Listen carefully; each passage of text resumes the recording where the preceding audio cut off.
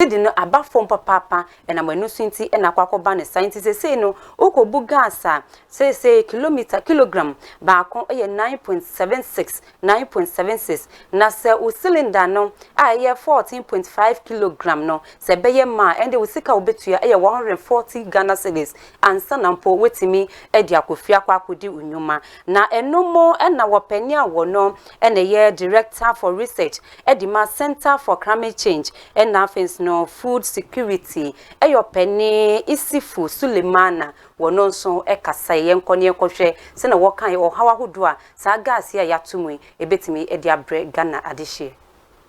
And listeners, yeah, so we know that LPG is very low in carbon emissions, and that is why the globe is accepting it, and that is why Ghana has a policy to promote it, because it has favorable environmental outcomes.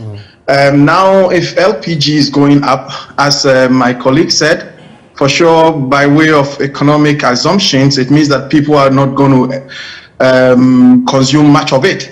And when that happens, then Ghana's carbon footprint is going to increase. Now, if you look at the data for carbon emissions, if you look at Ghana, steadily we increase annually by almost 3.75%. So annually our carbon footprint increases by 3.75%.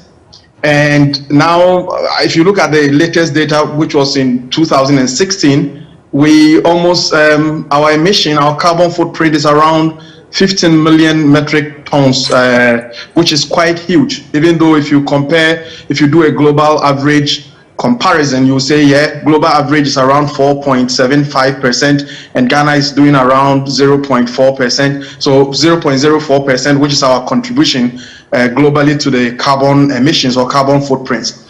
But what we need to be concerned about is that, for sure, if you do this analysis, it is no brainer to see that, yes, your population is not that huge. And so if you don't have a huge population, you don't expect that your carbon footprint will be as huge as, let's say, China or America or other countries that have higher populations. But what you can infer from increases in LPG LPG gas prices is that when the prices increase and people begin to consume less of it, then you are indirectly increasing your carbon footprint, because people will go back to fossil fuels, which the whole world is fighting against. The world is trying to minimize or keep the consumption of fossil fuels at minimum. But if your LPG gas, which is environmentally friendly, is becoming costly, then people will not look at it, or people will look for options. For example, going into charcoal and using other forms of firewood. And all these sources of energy increases carbon emissions. Yes, you see, we are trying to keep carbon emissions at minimum. And so even if it's a marginal increase, it is still a source of concern. Okay. So once we can infer from, it is no brainer that once the prices have increased, people will resort to other modes of energy which is not environmentally friendly or which are not green in nature.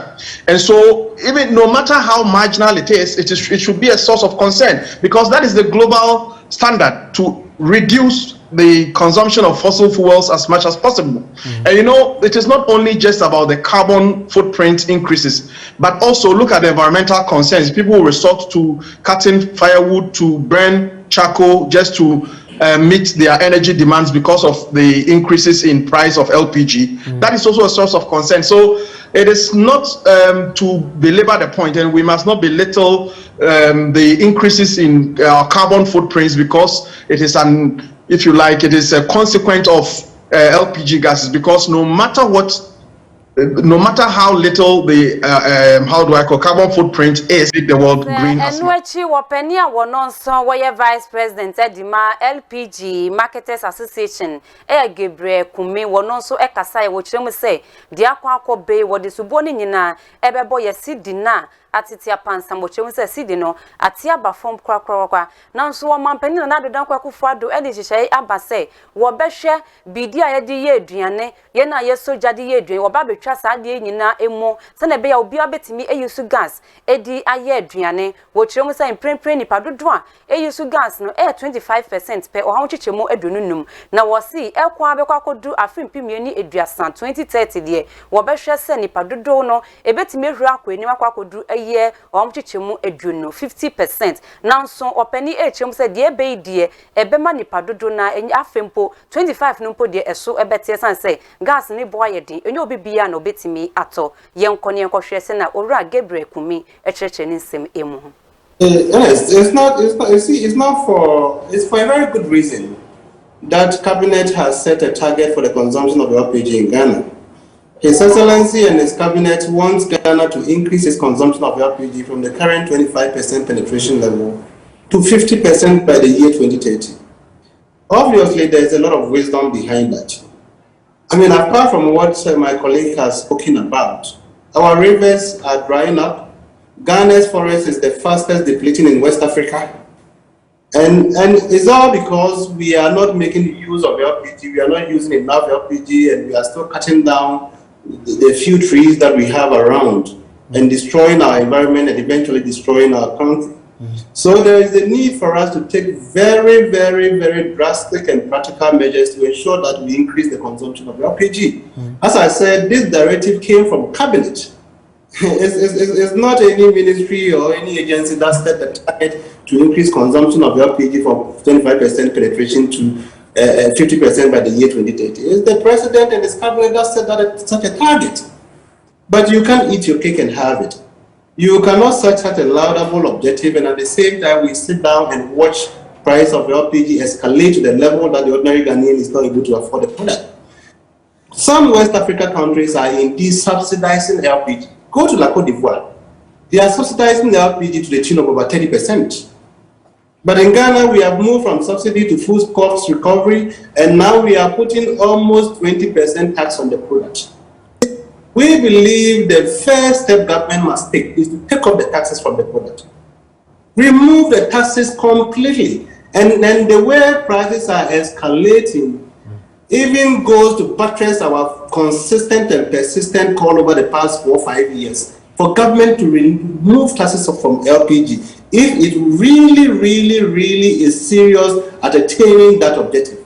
Otherwise, it's impossible. There's no way. If we keep prices at where it is and we keep all these taxes on the product, it's simply impossible for us to achieve that 50% penetration by the year 2030. Then want to tell us that that target is simply on paper. We don't mean it. But we take any directive from cabinet very seriously. Yes, it's not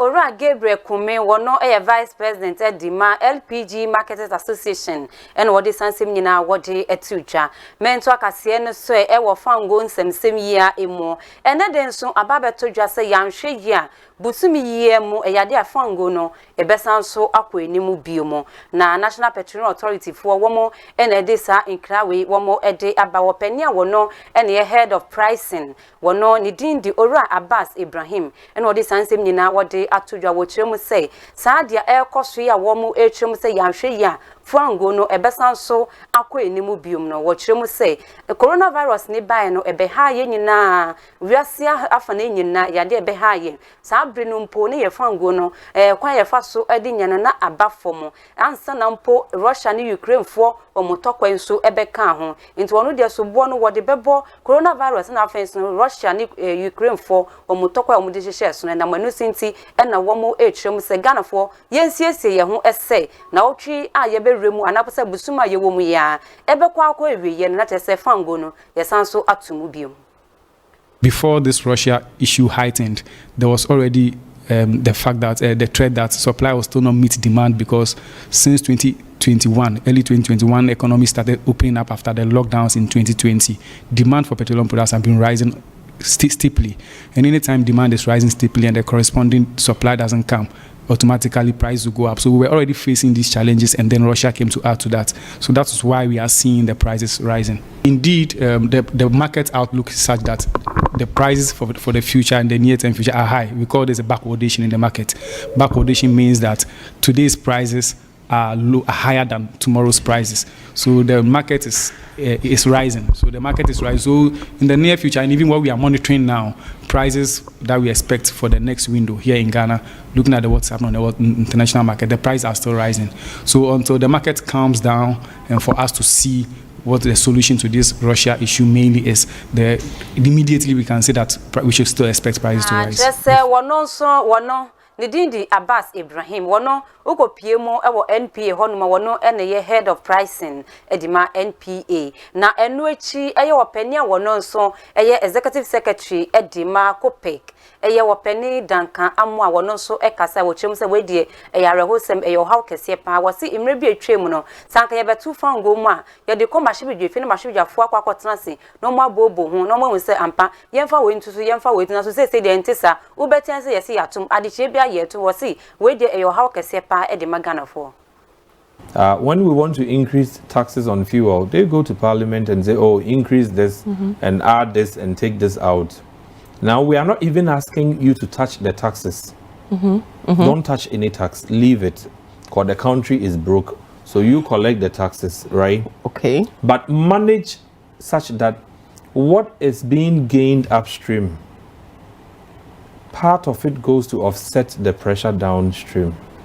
In other jurisdictions, they give part of their crude oil to their national refineries to refine, and then they keep their prices at the levels they want. Sia Nidindi Dankanamu wano executive secretary Edima Kopek na safa ngomu ntumi yemo ye boya homadin ye ne driver fo bi ekasaye womo ekire omadwo mo chemu se die ade no eni ayenyan pa we ha adwina nkasa na obeba yesise echon beba yesise afei dia omo wom didache krapo aye ohaw dia ma omu ipenifo se wom san ba betumu dia ebe ye hom dia desaje di magana ban wo mampani na nado da kwakufa do say die dri die wo fa ne nansim na wonye bibi eno echi GPRTU Deputy General Secretary Edima GPRTU and Dindi Richard Amankwaya bono so ekasa wo chemu say fango no womutuma ende wom so wombehwe say eye hyentua de no wom so betum wo hom chichemu edu. They're already up, so we can't do without driving, so we are still buying. I used to fill this car for almost about 300 cedis, and this morning I filled almost about 450. It's a worry because we're still taking the same salaries, and fuel prices are going up, and the salaries are not going up, so it's worrying. They have to find a better solution to this. At least the prices within 2-3 weeks from 7 cedis is now around 8 cedis, 20 something pesos, I think so. Yeah, it's really very high, and it's affecting us seriously. The increment doesn't match with the prices that they have increased for the lorry fare. So in fact, we do have a lot of problem. Last year, I buy 250 Ghana, but now you have to buy 420 before it will fail. That's too much. Just last year and this year. It's too much. In fact, if they reduce it for us, in fact, we'll be very happy.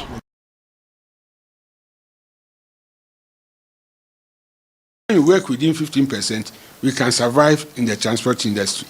That's what the reason why we accepted the 15%. And as I said, according to this document, the communique we issue, whenever the prices goes up to 10%, we are at the liberty to increase our fares.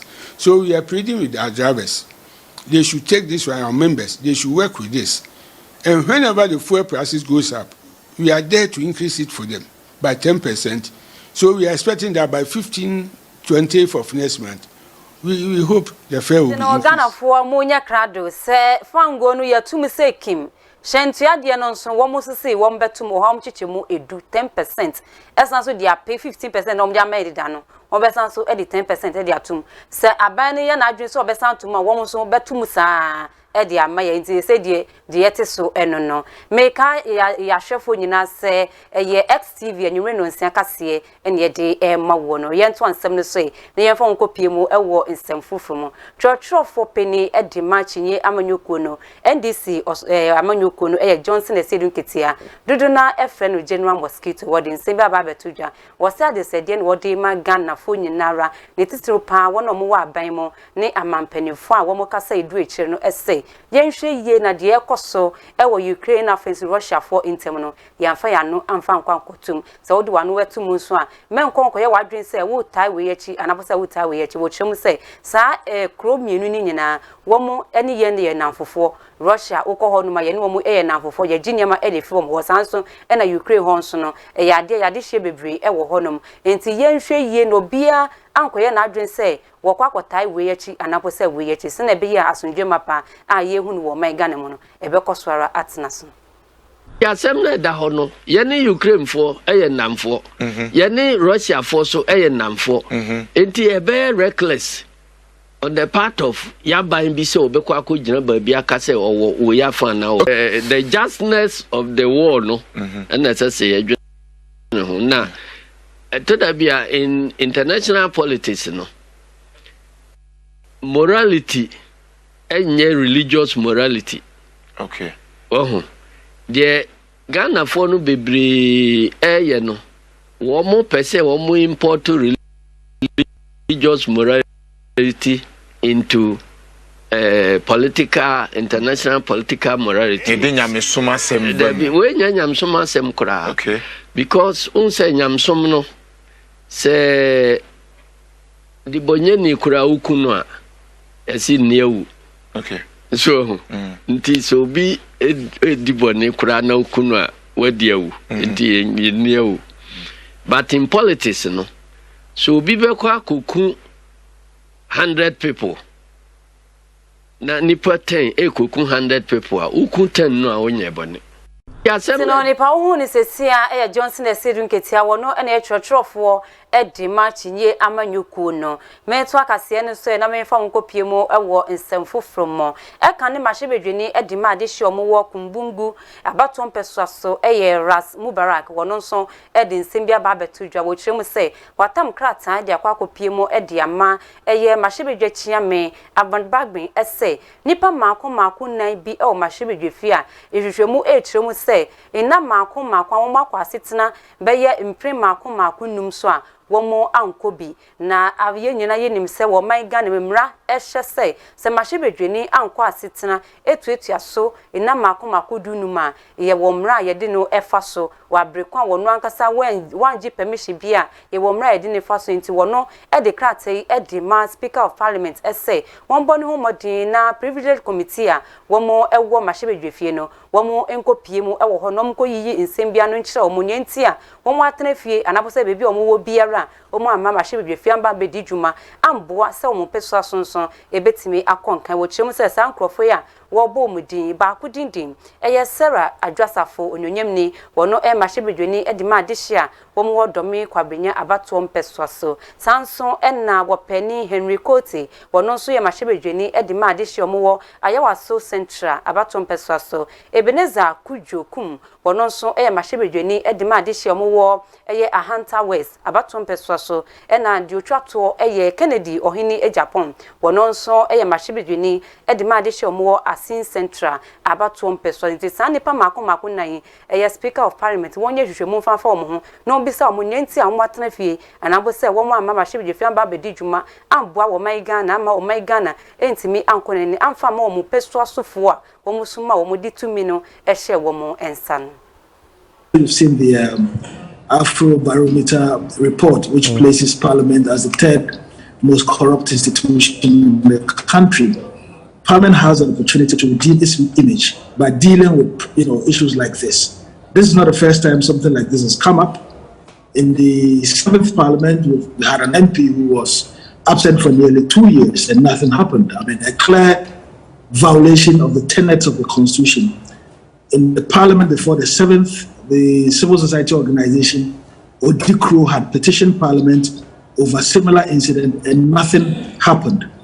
Parliament cannot be seen to be the institution that balks, that runs away, that shirks its responsibility from, addressing with matters of law and respecting the Constitution. Speaker Bagbin obviously precedes him, but he's the speaker now, so he has the opportunity. He has a unique opportunity, to restore the waned, the lost confidence, the lost trust in the institution of Parliament. And that is why he has to make a pronouncement on it on the floor for the issue to be referred to the Privileges Committee. The Ghanaian public would not accept anything but Parliament dealing with things like this. Imagine for a moment if you were to absent yourself from work for 15 without a just cause explanation. Multimedia will probably fire you. In the street who works in your department or agency or in a private company. So when the ordinary Ghanaian would get punished for something like this, every Ghanaian has to be interested in the happenings in Parliament, in attempts that seek to erode the gains we have made in our democracy. And I clearly think that it is incidences like this one that erodes the confidence, the trust of the public in our politics. People's confidence in politics in our country is at an all-time low. And it's important that all of us did our level best, to resuscitate, to bring back that trust. Because if Parliament goes down, the country's gone down. Parliament is the only institution that has the mandate to hold the executive to account, and that is why every Ghanaian ought to be interested in egregious violations of our Constitution. And clearly, the Constitution has been violated, by these 4 MPs, and it's not just Sarah Adjwasafo, it's the other ones, Henry Korte, Kojokum, Ebenezer, the Kennedy Japan. And as I've said, evidence that I've seen indicates that these are the 4 culprits. These 4 have missed the 15 days. Not 15 days, but 15 sittings in a meeting of Parliament. Let's get that clear. But as I've said, I haven't seen any evidence to the effect that there are more members of Parliament who've fallen foul. Even in the case of the President, when he's incapacitated to discharge his duties as a President, the Constitution makes provision. If someone is unable to discharge their duties as a member of Parliament as a result of ill health, the Constitution clearly makes provision, And I don't see why people should hold on to the position of member of Parliament when they know, or when their parties know that they are not in a position to, go on with their duties. It's just fair onto the constituents, that they get representation, that their voices be heard on the floor of Parliament. And it's most unfortunate that these things have happened time and again, year in, year out, Parliament in, Parliament out. We see incidences of MPs showing complete disregard and disrespect to the Constitution. These things must not continue. You've seen the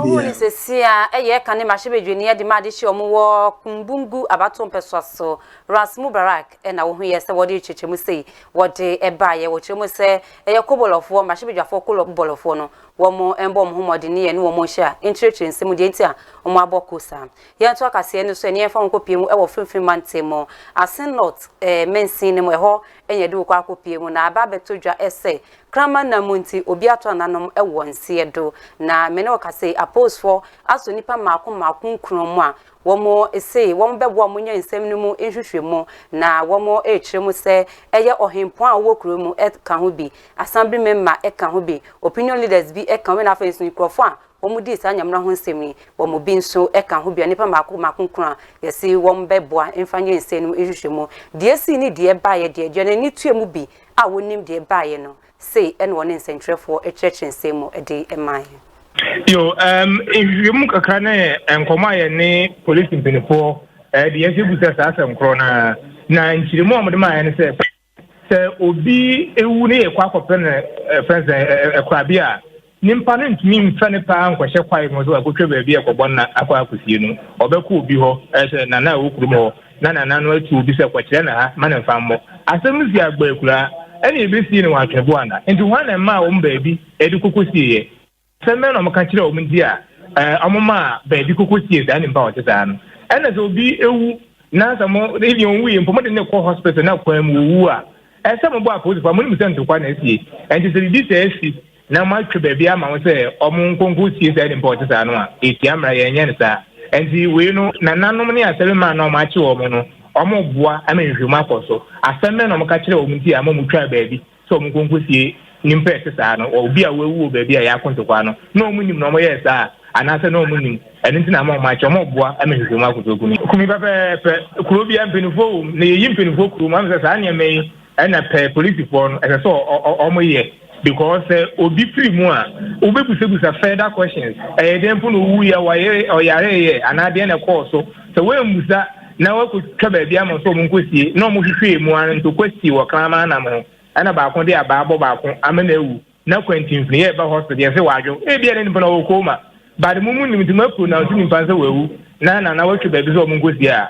ɛsɛ wɔbɛkyerɛ mu na wɔboa ma hwehwɛ mu kɔ deɛ wɔte yɛ nti a bɛkɔ court na court ama ɔmo kwan police kwan so nkotu body no na sɛ asɛm a yɛka sɛ obi na adudua bɔɔ aberante a wawu no ampani ampa sɛ dua na yɛde bɔɔ na owu yɛ anaasɛ bi ɔno a ne kere wuo na awu na afei court no ahwɛ deɛ ɔbɛyɛ afa asɛm no so far hwehwɛmu kakra a yɛyɛ ne nkɔmmɔ a yɛ ne polisi diiɛ no deɛ ɔmode akye anim no deɛ nti ama ɔmo akye asɛm ma nana ne mpanimfoɔ bi a ɛwɔ kurom hɔ ɛno no agbaakuraa no ɛyɛ baabi ɛhu sɛ woba mpɔtam ha sei no a wohu sɛ tukɔtena dodoɔ no awowɔ ɔmo afuro nkuro nkuma bebrebe wɔ ho ɛnti sɛ obi wu kuro kuma no mu a ɛnyɛ baabi a na ɔmo ɛwɔ ɔmo cemetery a obi wu a ɛsie kuro kɛseɛ bɛn no ɛhɔ na ɔmo kɔsi nti agbaakuraa no yɛ baabi a sɛ obi wu wɔ hɔ no mu a ɔmo ba akyerɛbo ana na ɔmo abɛfrɛ no korabeɛ na wontumi mfi agbo anaasɛ kuro kuma mu mba kɛseɛ a wosie nipa no wobaeɛ a na wakɔhyɛ fom hɔ na wɔyɛ wobɛkɔ nana hɔ na nana ama wɔ baabi nti ɛnna polisifoɔ no nte ase sɛ ɔmo baa nana no wɔndeɛ na ɔmo ka kyerɛ ɔmo nti a